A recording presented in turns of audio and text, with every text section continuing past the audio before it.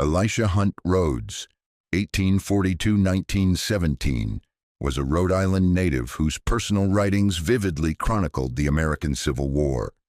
Over 4 years, Rhodes participated in nearly every major campaign of the Army of the Potomac, rising to the rank of colonel by the war's end.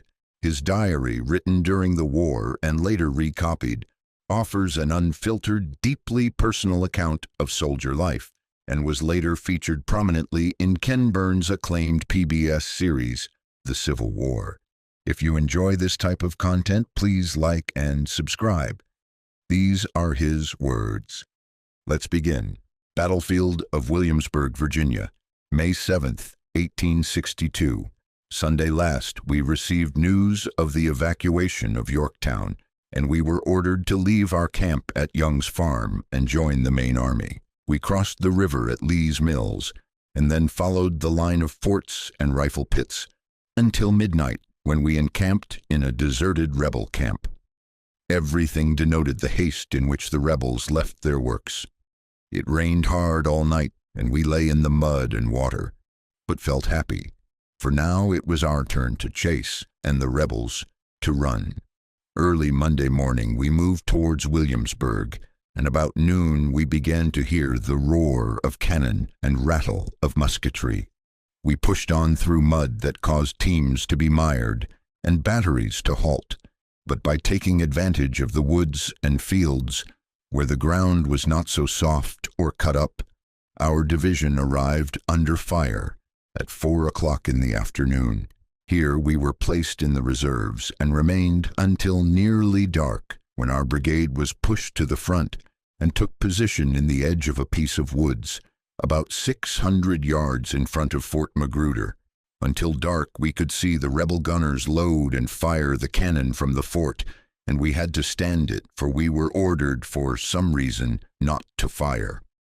All night the shells continued to burst over our heads, and in the mud and discomfort we prayed for daylight. Sometime after midnight we could hear the rumble of teams in the direction of Williamsburg, and just as day began to break, Major Nelson Vial and I crawled towards the fort. After approaching quite near and not seeing anyone, we arose and walked up the glacis and looked into an embrasure. Behold, the fort was deserted. We hurried around to the rear and entered the gate. The ground was covered with dead men and horses. I found in one of the tents left standing some documents that gave the number of the garrison. While we were in the fort, the 10th Massachusetts charged across the open space and entered the fort. They were surprised to find 2 Rhode Island soldiers already in possession.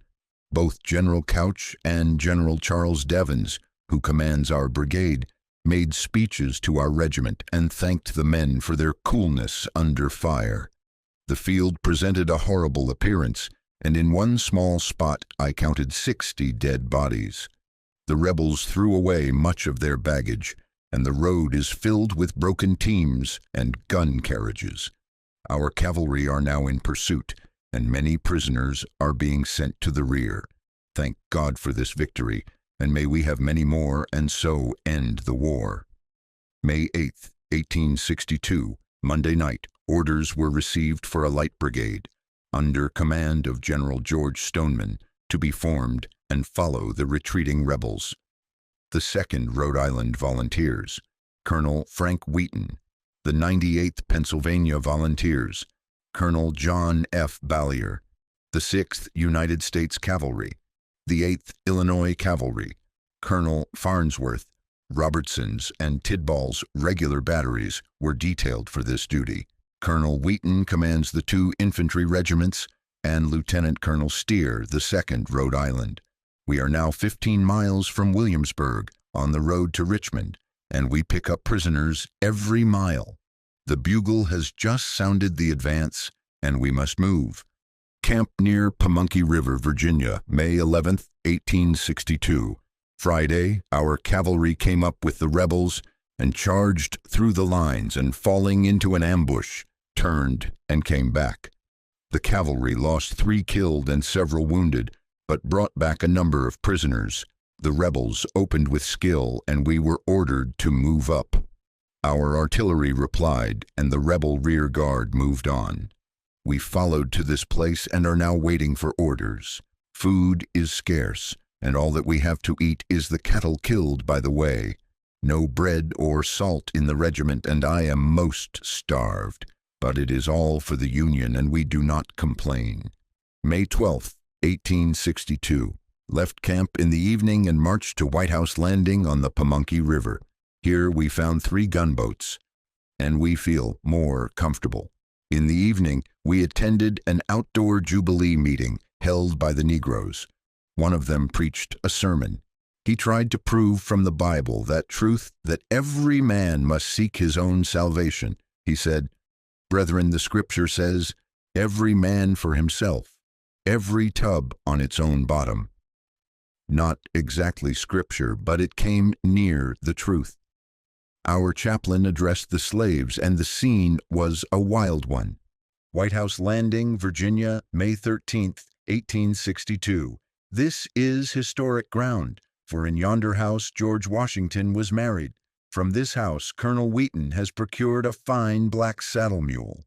We are now within 24 miles of Richmond, and heavy firing can be heard in the distance. Franklin's division is arriving by way of the river and West Point. Macon's Plantation, Virginia, May 16th, 1862. Wednesday we left the White House and came to this place, a distance of 3 miles, and on the Richmond and West Point Railroad. Last night, one of the rebel General Stuart's orderlies came into our cavalry lines by mistake and was captured. 2 of our companies had a brush with the rebels yesterday. We are on a high hill, and our batteries command the country round about. This farm is owned by a doctor, Macon.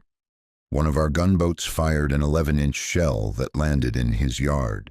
Property is respected as much as it was in Washington. Even the generals sleep out of doors, and the rights of the people are respected. The men living here are surprised at this, as they were told the Yankees would destroy everything. The female portion of the population are very bitter and insult every soldier they meet, or rather think that they do.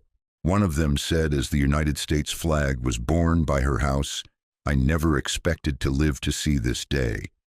If the rebels were not in our front, we could ride to Richmond by rail in a short time, as the distance is only about 20 miles. General McClellan visited our camp, Cold Harbor, Virginia, May 20th, 1862. Saturday night, we left Macon's farm and marched about 2 miles and encamped, and remained until Sunday noon, when we marched a short distance and went into camp again. Yesterday we marched to this place, which is about 12 miles from Richmond and 4 miles to the Chickahominy, where the rebels say they have prepared the last ditch. We have had a tedious march. Every night wood was placed under our wagons ready to light and destroy them if the enemy should surprise us. The men have been obliged to wear their equipment day and night, and we have resorted to all sorts of tricks to deceive the rebels. Sometimes at night we would build fires in all directions to lead them to believe that a large force was following them. Had they known that we were only about 4,000 strong, they could have turned and destroyed us, but not without a fight. Yesterday, our cavalry captured a rebel train with 100 barrels of flour and 50 mules. The plantations, as a rule, are deserted, but show that this was, before the war, a delightful country. Gaines Mills, May 20th, 1862, 6 p.m. We moved to this place this afternoon, and Richmond is only 9 miles off. At the mill, I found some meal and shall have johnny cake for supper. I would give a good price for a good meal, for most of the time we have been short of food. Our batteries are planted to command the Chickahominy River, nearly 2 miles distant. The rebels have a battery in position on the other side of the river. Our advance has been slow. After marching a few miles, we wait for the main army to come up. The Negroes are delighted to see us, but the whites look as if they would like to kill us. One man was surprised when I told him that at the north the schools were open and the mills running. They seem to think that the north must be suffering the same as the south. I have enjoyed the march up the peninsula very much, and thanks to Colonel Wheaton and Major Vial, I have a chance to ride some. Near New Bridge, Chickahominy River, May 24th, 1862. We left our camp last night for a place called Ellison's Mills. Just as we reached a bridge over a creek, bang goes a gun, and a shot struck within 10 feet of me. I thought my time had come and stood stupidly waiting for it to explode, but it proved to be a solid shot. Soon the shells were flying all around us, and one of our batteries went into position and replied. Our second shot dismounted a rebel gun, and they changed position and opened again. They fired about 100 shots and then limbered up and left. This morning we crossed the creek, and our cavalry went on and destroyed a portion of the Richmond and Fredericksburg Railroad. A regiment of infantry from General Davidson's brigade, accompanied by a regiment of cavalry, crossed New Bridge and brought back 32 prisoners, besides killing and wounding several. Our side lost 7 men. From a hill nearby, we can see the spires of the churches in Richmond. Colonel Lowe makes an ascension in his balloon every day. It has rained nearly all day, and we are wet and uncomfortable. The Negroes are queer people and seem to understand the war. They leave for Fortress Monroe as soon as they can get to our rear. I pity them in their degradation, but the whites are to blame. Strawberries and peas are ripe, and we get a few occasionally. After the above-described skirmish, we found that we were near a place called Mechanicsville, and I went into the town. The houses were riddled with shot fired from both sides during the fight. Near Hanover Courthouse, May 28, 1862, yesterday we returned to our old camp, and the men were ordered to pile their knapsacks in heaps and leave them, and march 3 miles to the place where the cavalry tore up the railroad on Saturday. We found that the rebels had repaired the track, and the cavalry scouts reported that a train was coming from the direction of Hanover. We put some artillery in position, and as the cars came around a curve, we sent a polite message to stop in the shape of a few shells. The train stopped, and about 75 soldiers jumped off and took to the woods. Captain Edward Stanley went down to the train and ran it up to our lines. There were 4 cars loaded with ammunition and other stores. We destroyed the track by tearing up the rails. Huge piles of ties were made, and the rails laid across. When the fire reached the rails, they bent of their own weight, and so they became useless. We opened a culvert and ran the engine into it, after which we bent all the rails we could and built a huge fire over it all. The cars were blown up after taking out such things as we needed. I procured a fine pair of new gray pantaloons. During all this, a terrible battle was going on only 4 miles from us at Hanover Courthouse, where General Fitzjohn Porter gained a victory over the rebels and took many prisoners. I saw about 400 of them as the cavalry were taking them to the rear. We captured nearly all the soldiers that were on the train.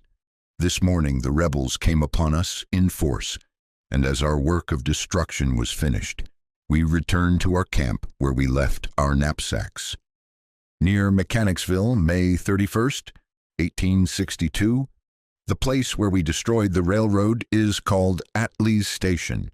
It is rumored that the advance guard is to be broken up and that we are to return to General Devon's brigade in the 4th Corps. Fighting has been going on all day, and we still hear the roar of the guns in the distance. We are at a place called the Four Corners, near Mechanicsville, Virginia, June 4th, 1862. We are still in this position and appear to be on the right of the army. Great battles are being fought, but we are not being called upon. Our time will come soon enough. Saturday was a day of carnage. Our division suffered terribly. General Charles Devens, Jr., our brigade commander, and General Peck, John J., were wounded. Colonel Riker of the 62nd New York, or Anderson Zouaves, was killed.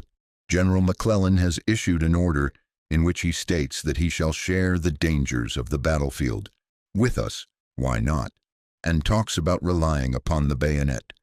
We can see the rebel guns, and the shells fly over our camp. They sound like a steam whistle. We have no tents, and our blankets are wet most of the time. But it is all for the Union. May God help us. Several of the men are sick, and some have died. But my health is good, and I keep up my spirits. We expect to have blouses issued soon to take the place of the coats the men have been wearing. Tomorrow will complete my first year in the Army. It has been one of hardships, but I am glad that I enlisted and want to see the end of the war with the Union restored and peace again in our land. I cannot say when we shall move. We are kept here for some wise purpose without doubt, and are ready to do our duty when called upon. Near Mechanicsville, Virginia, June 8, 1862, Sunday has come again, and it is unusually quiet. The cannonading, which has been continuous for the past week, is hushed today, as if in reverence. For a week, we have had queer weather. The mornings have been pleasant, but towards night we have had terrific thunderstorms with heavy rains, and the men sleep in wet clothing. I wonder that we are not all sick. Every night we have our traps packed, ready for a move, but so far we have not been disturbed. The artillery fire up to today has been constant, and our chief amusement is speculating on where the shells will strike. The balloon goes up every day, and prisoners say that the people of Richmond stand upon the street corners and watch its movement. The rebels occasionally fire a shell at it, but have not succeeded in reaching it as yet. Yesterday, a heavy battery opened on the rebel works. In a house or shanty near our camp lives a woman with her daughter and 2 small sons. Her oldest is in the rebel army. She asked for a guard, and I went over with a corporal and a guard to investigate. They were very much alarmed and said they were afraid of our men. I left the guard. This is a sample of what we are doing in Virginia. The men are fighting against their country, and we are guarding their families and even feeding them. But humanity demands this much. We have only used houses for hospitals for very sick men. When the weather will permit, we have dress parade but without music, as we do not care to inform the enemy of our location. After parade, we usually have religious service, and as a rule, the men give good attention. Mr. Jameson, our chaplain, preached to the regiment today in the woods. This morning, a careful inspection of the regiment was made. Near Mechanicsville, June 11th, 1862. Hurrah! The paymaster is in camp and is paying off the officers and men. Near Mechanicsville, Sunday, June 15th, 1862. For 2 days we have been constantly under arms, and as our baggage has been sent to the rear with all the trains, we are not very comfortable. The men sleep part of the time and take turns standing to arms. The cavalry hold their horses by their bridles, and it looks like work coming. One day last week, a carriage containing Mrs. General Robert E. Lee of the rebel army, with her daughter and 2 other ladies, passed our camp escorted by Union cavalry.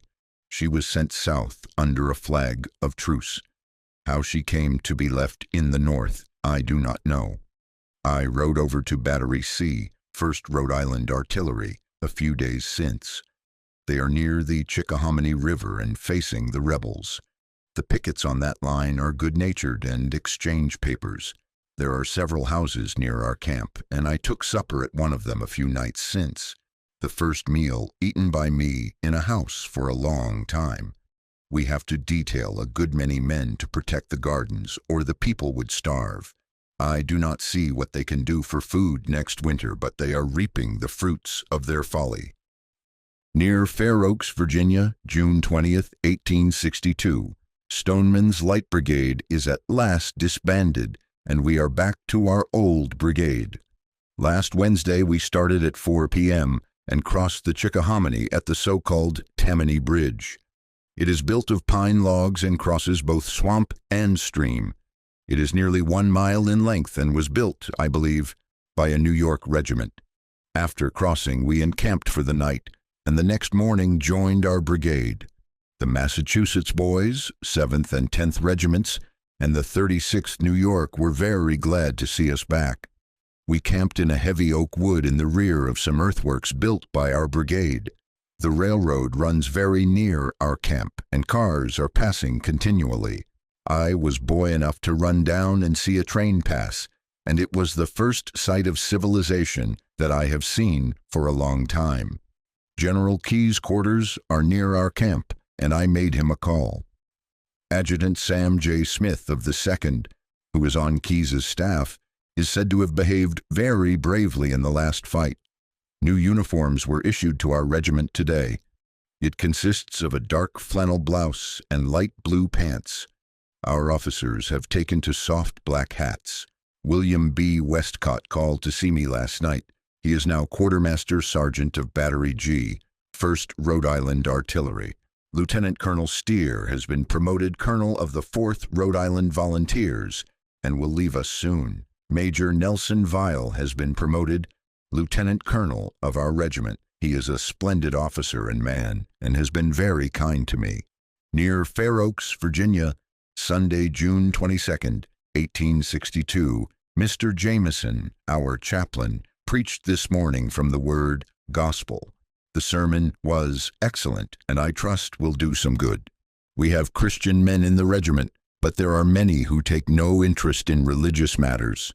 I trust that God's Spirit will move upon their hearts and turn them to repentance. Just before dark last night, the rebels undertook to drive in our pickets, but did not succeed. They kept up constant firing all night, and sleep was out of the question. This morning at 3 o'clock, the whole army was under arms, but so far all is quiet. My friend Benjamin Hubbard started for the White House with several $100 belonging to Company D to send home. He was captured by rebel cavalry. Our sutler also was captured with several $1,000s. Colonel Steer left us today for the 4th Regiment. He was cheered as he left camp. The 4th will have a good colonel. Near Fair Oaks, Virginia, June 26th, 1862, the old 2nd has again been in battle, and although many have been killed and wounded, I, by the goodness of God, escaped unhurt. Yesterday morning, the 25th, our advanced pickets had a severe skirmish with the rebels, and our brigade, under General Ives N. Palmer, was moved forward to their support. We crossed the old battlefield of 7 Pines, which is a graveyard, and many of the bodies are only half buried. Some only have a little earth thrown over them and are partly exposed. Here we halted until noon, when we again advanced and pressed the enemy back for a mile or more, while our artillery threw shells over our heads into the woods in our front. On reaching a piece of woods with an open space in front, 2 guns from a regular battery were brought up, and fire was opened upon the rebel camps. After some time, a rebel battery replied. Their first shots went high, but came nearer and nearer, and as the range of our guns was ascertained, the regulars retired down the road to our rear. The rebels continued their fire, and soon a shell came crashing through the swamp and exploded in the ranks of Company A, killing 2 men and wounding another. Now the shell and canister came thick and fast, and several were killed and others wounded, including Captain Stanley of Company E. The firing ceased at dark, and we commenced to build a rifle pit in the swamp, but as fast as we dug out the mud, the water would run in. We struck across a trench where the dead of Fair Oaks were buried, and the result was simply horrible. General Philip Kearny was engaged on our left and drove the enemy from his front. Sometime in the evening, our pickets were attacked by rebel infantry, but we dropped our spades and drove the enemy back. 3 times during the night did they try to drive us from the swamp, but failed each time. It was very dark, and the flames from the muskets and cannon of the rebels lighted up the scene while the bullets buzzed like bees. I was busy taking orders from Colonel Wheaton, who took command of the brigade during the night, to the other regiments. I did not like the work, but it was duty, and I try to do my duty always. The firing would at times almost cease and then be renewed with new force and fury. Our men behaved splendidly, and the colonel was as cool as if on drill.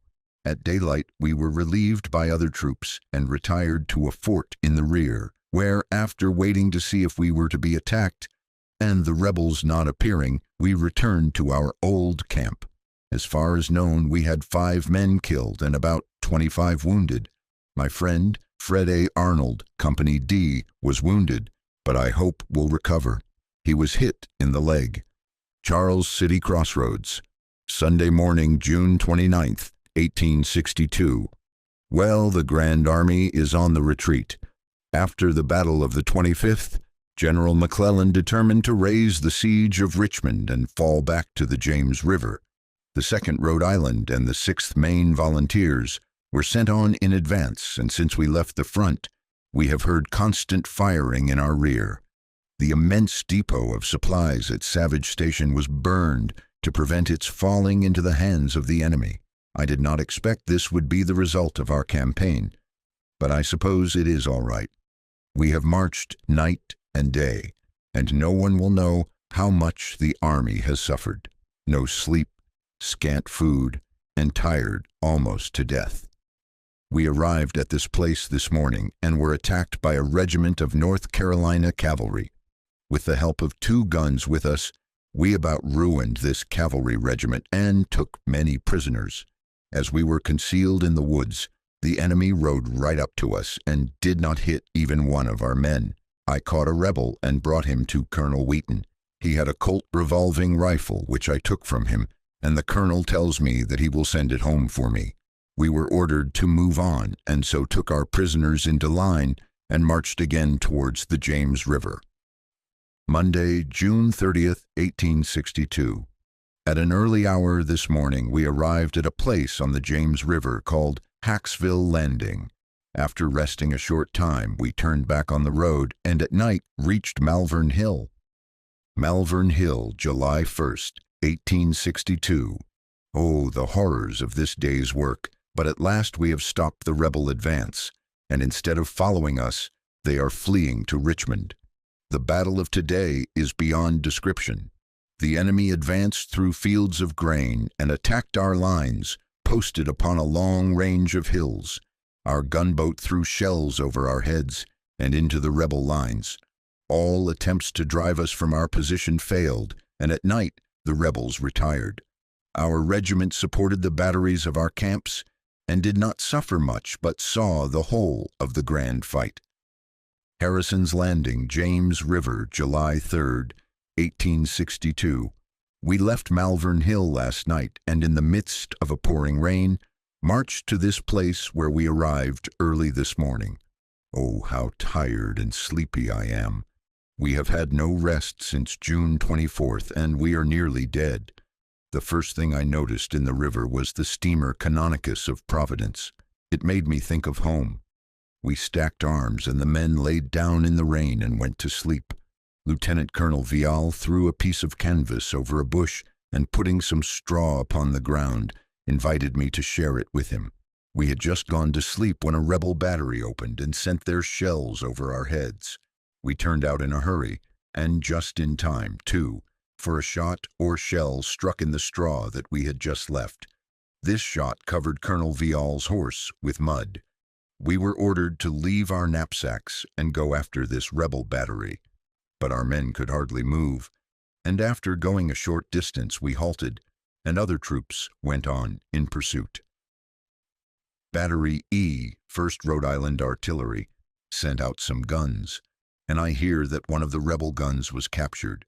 We returned to our knapsacks, and the men are trying to sleep. July 4th, 1862. This morning all the troops were put to work upon the line of forts that have been laid out. As I was going to the spring, I met General McClellan, who said good morning pleasantly and told our party that as soon as the forts were finished, we should have rest. He took a drink of water from a canteen and lighted a cigar from one of the men's pipes. At Malvern Hill, he rode in front of our regiment and was loudly cheered. I have been down to the river. I rode the adjutant's horse and enjoyed the sight of the vessels. Gunboats and transports are anchored in the stream. Rest is what we want now, and I hope we shall get it. I could sleep for a week. The weather is very hot, but we have moved our camp to a wood where we get the shade. This is a queer 4th of July, but we have not forgotten that it is our national birthday, and a salute has been fired. We expect to have something to eat before long. Soldiering is not fun, but duty keeps us in the ranks. Well, the war must end sometime, and the Union will be restored. I wonder what our next move will be. I hope it will be more successful than our last. Harrison's Landing, Virginia, July 9th, 1862. The weather is extremely hot, and as the men are at work on the forts, they suffer much. The army is full of sick men, but so far our regiment seems to have escaped. The swamp in which we lived while in front of Richmond caused chills and fever. I have been very well, in fact not sick at all. Lieutenant Colonel Nelson Vile of our regiment is now in command of the 10th Massachusetts Volunteers, their field officers being all sick or wounded. Fred Arnold is in the hospital in Washington. Last night, President Lincoln made a visit to the army. As he passed along the lines, salutes were fired, and the men turned out and cheered. We see General McClellan nearly every day, and he often speaks to the men. How I should like to see my home. In God's own time we shall meet on earth or in heaven. I have been busy all day preparing muster and payrolls. We hope to get some money someday. Sunday, July 20th, 1862. Routine work goes on in camp with drills and picket duty. During the last week we have had much rain and our camp has been flooded. This morning the sun made its appearance and the mud is drying up. Dr. Carr left for home last night. Captain Edwin K. Sherman, who left us 2 weeks ago on a sick leave, died in New York before he could reach his home. Lieutenant Lewis E. Bowen has resigned on account of sickness. Chaplain Jameson preached to us this morning amid the cannonading of our gunboats up the river. This is the first time the rebels have molested us since the day we arrived here. Colonel Wheaton is in command of the brigade, as General Palmer is sick. The colonel started for Fortress Monroe this morning. General Devens, our brigade commander who was wounded at Fair Oaks, is expected back soon. Lieutenant William Wheaton, brother to the colonel, is now an aide to General Palmer.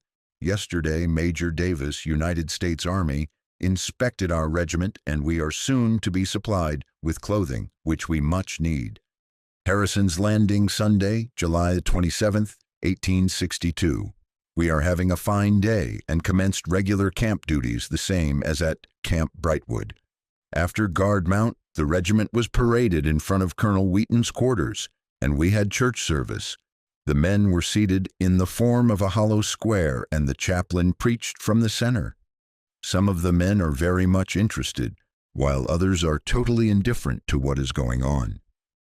The band is now playing in front of the colonel's tent, and crowds of soldiers are listening to the music. The colonel has returned from his visit to Mrs. Wheaton at Fortress Monroe. The sloop of war Dakota has arrived. Lieutenant William Ames' brother is an officer on board of her. Some of the Rhode Island artillery boys paid me a visit today. July 31st, 1862. I have been quite sick for a few days, but am all right again now. Colonel Wheaton has recommended me for promotion to second lieutenant for, as the letter reads, good conduct in the different engagements on the peninsula. I suppose my commission will come soon. Hurrah! Yesterday the army was under arms, as it was reported that the rebel ironclad Merrimac was coming. Well, let her come, and bring the rebel army with her. We can take care of them now. I have received a box. The cake was spoiled, but the other things were all right. Harrison's Landing, Virginia, August 2nd, 1862. Today we moved our camp back into a pine grove. Shelter tents have been issued to the men. Each man has one piece about 6 feet long and 4 feet wide. 2 men button these pieces together, and by throwing it over a ridgepole, supported at each end, a shelter is formed. It is open at each end and serves to shield from the sun, but makes a regular shower bath when it rains. The men carry each a piece of tent in their knapsacks. We have a fine camp with regular company streets. Tonight we had a fine dress parade followed by divine service. We have a large open field near our camp, which we use for parades and drills. It is rumored that we are to move. I hope it will be towards Richmond. August 3rd, 1862, Thursday morning about 1 o'clock, a gun was heard, followed by the bursting of a shell near our camp. This was repeated, and soon the gunboats joined in with the heavy shots. And we had music. We found that a rebel light battery had taken position on the south side of the James and opened upon our fleet of transports, some of the shells coming over to the camps. The gunboats drove the enemy away, and the next morning troops crossed the river and burned the houses that gave the enemy shelter. We are looking for recruits, but so far in vain. If men are not patriotic enough to volunteer to save the country, I hope a draft will be ordered. August 7th, 1862, Friday. Thursday night, General Sedgwick's division had a sharp night at Malvern Hill, and our division was ordered to support them. At 7 o'clock in the morning, we started with 2 days' rations. We first went down to the James River and then followed a road near the bank in the direction of Richmond. 3 miles from camp, we reached the plantation of Hill Carter. Although a rebel, Mr. Carter is glad to have his property protected. He has a fine farm and a small village of 1.5-story houses painted white for his slaves. They look fine in the moonlight. 2 miles on, we reached the village of Shirley. This is one of the finest little towns I ever saw. The houses are of brick and have neat lawns in front. A neat brick church stands on the main street. It is said that Mr. Carter owns this village and that he had 1,000 slaves. About 3 o'clock in the morning, we halted and formed in line with guns loaded. At daylight, our pickets reported the enemy in sight, but they did not attack us. At noon, we moved to a hill nearby, and a wagon train passed us bound for Malvern Hill. About 10 o'clock at night, we moved on to Turkey Bridge and were soon ordered back to camp, reaching it about daylight this Friday morning, very tired and sleepy. The movement is said to have been a feint to draw troops from Richmond and give our General Pope a chance to operate north of Richmond. We brought back several prisoners. Tonight I rode down to the James River for a bath and enjoyed it much. August 10th, 1862. I took a ride today and visited Battery G, 1st Rhode Island Artillery, and saw William Westcott. I stopped at the camp of the 64th New York Volunteers and called on my own cousin, Arnold Rhodes Chase. As I never met him before, I rather enjoyed the novelty of meeting an unknown relative. He is soon to be made a captain. Oh, how hot the weather is, and many of our men are sick. We had church service today and an interesting sermon. I do not know what the next move will be, but think we shall leave this place altogether. If we are to advance on Richmond again, why did we leave Malvern Hill? Since writing the above, orders have been received to move tomorrow with 6 days' rations. I do not know what it may mean. August 14th, 1862. All of our baggage has been sent off, and we are waiting for orders to march. Where we do not know as yet. Camp between Williamsburg and Yorktown, August 19th, 1862. For some time we have been suspicious that General McClellan intended to leave Harrison's Landing, as all of the baggage had been sent off. Our division left camp about daylight on Saturday last, and marched about 8 miles when we halted, as the roads were blocked with teams. Sunday morning we started again and reached the Chickahominy River near its mouth about dark. We made 20 miles and crossed the river on a pontoon bridge, which was about half a mile in length. Gunboats were lying at anchor near each bridge to protect it. After crossing, we camped for the night. Yesterday we continued on, and passing through Williamsburg, reached this camp, which is about 5 miles from Yorktown. So far we have seen no enemy. No one knows where we are bound, but some think we are to join Pope's army. August 20th, 1862. This morning we left camp and marched through Yorktown, and we are now in camp near the village. The old forts are still standing, and shot and shell can be picked up most anywhere. It is said that we are to go to Fortress Monroe, but what for? No one can find out. I am well, but do not like the appearance of things. We are moving in the wrong direction, it seems to me. Well, I hope it will turn out all right. Camp near Yorktown, Virginia, August 24th, 1862.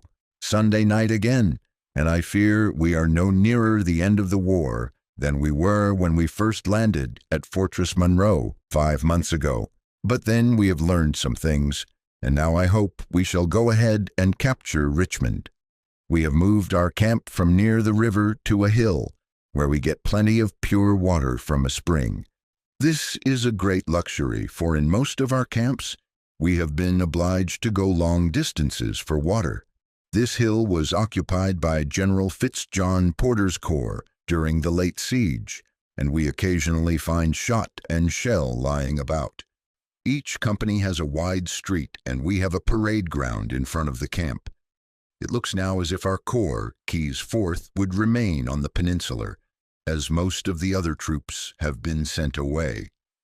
I was much surprised at the appearance of Yorktown. We entered town through a gate in a fort built upon a bluff. There are not more than 20 houses in the village, and some of these must have been built before the Revolutionary War, for they are of the gambrel roof style and all tumbling down. Passing through the main street, we saw the old forts built by the British Army when it was besieged by Washington in 1781.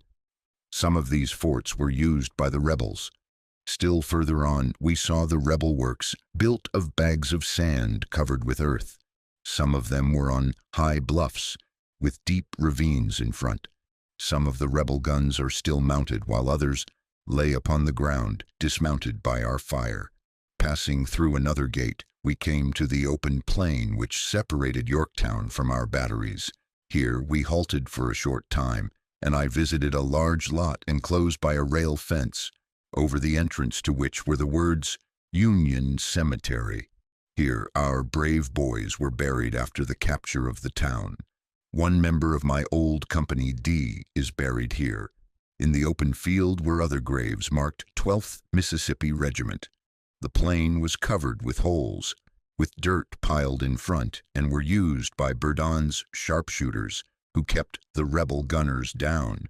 We marched on to our old lines, where we saw the batteries for heavy guns and mortars. A darky said that the shell from our guns played a tune like a fiddle. We passed through the old camps and encamped near the river. I visited with Levi Carr in one of our bayonet earthworks. It is in the yard of a plantation. The owner told me that he moved away when the fight began, but he might have remained in safety, for not one rebel shot struck his house. He said that he owned hundreds of acres of land, but could only raise $2.50 in money, and that he got from our people. The people are very poor indeed. They are reaping their reward. General Keyes and General Devens are standing beside the tent, talking to Colonel Wheaton. That concludes the 5th part of the story. Thank you very much for listening. Please subscribe for more episodes and leave a comment.